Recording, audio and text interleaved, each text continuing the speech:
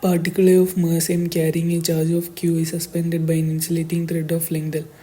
Another particle b of negligible mass but of positive charge plus q is brought towards A, which is repelled, and when B arrives at a point previously occupied by A, the system is in neutral equilibrium. And we are asked to calculate the work done in terms of these parameters. So we are given two particles, particle A and particle B. Particle A has a mass m, charge q, and was suspended by an insulating thread of length L. Particle B is said to have negligible mass, so its gravitational consequences can be easily neglected. And we are also given that charge of particle B is positive q, and particle A and particle B are said to repel each other, so this is of positive magnitude.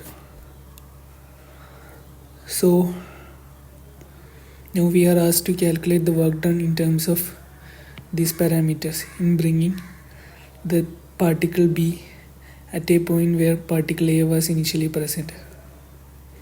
So let's draw the initial state.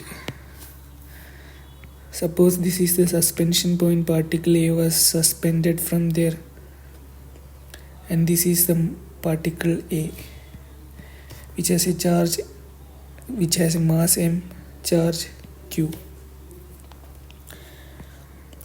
mg will act along this line, and there is no point of particle B in this initial state. Maybe the particle B is theoretically at infinity, or it is at a point where it can't exert its electrostatic effects on particle A. The final state is that the particle B was being brought at this point, deflecting the particle A to some state of equilibrium. So let's draw it. So this is the suspension point, and now the particle A is here because the particle B was brought here.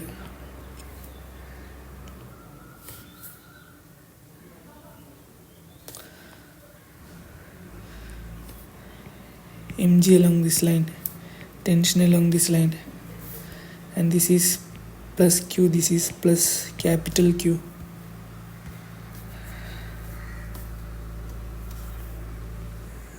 And the electrostatic force of repulsion along these lines. Suppose this is x, and this is the vertical height h.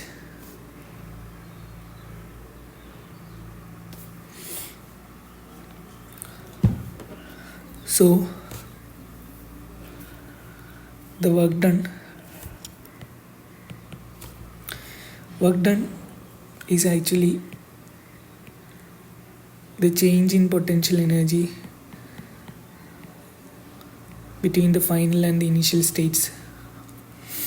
So the work done can be written as change in the potential energy of particle A, because only particle A has mass, and particle A raised over a vertical height, that is h. So mgh plus the potential energy, electrostatic potential energy change. As we know that initially the particle A is isolated and there is no point of particle B, so the initial electrostatic potential energy is 0. The final electrostatic potential energy can be easily derived using Q and Q charges separated over a distance x. So work done total can be written as mg h plus the electrostatic potential final, which can be derived using q charges separated over a distance x, and thus the initial electrostatic potential energy is 0. This can be easily derived, and this is the main crux of this question.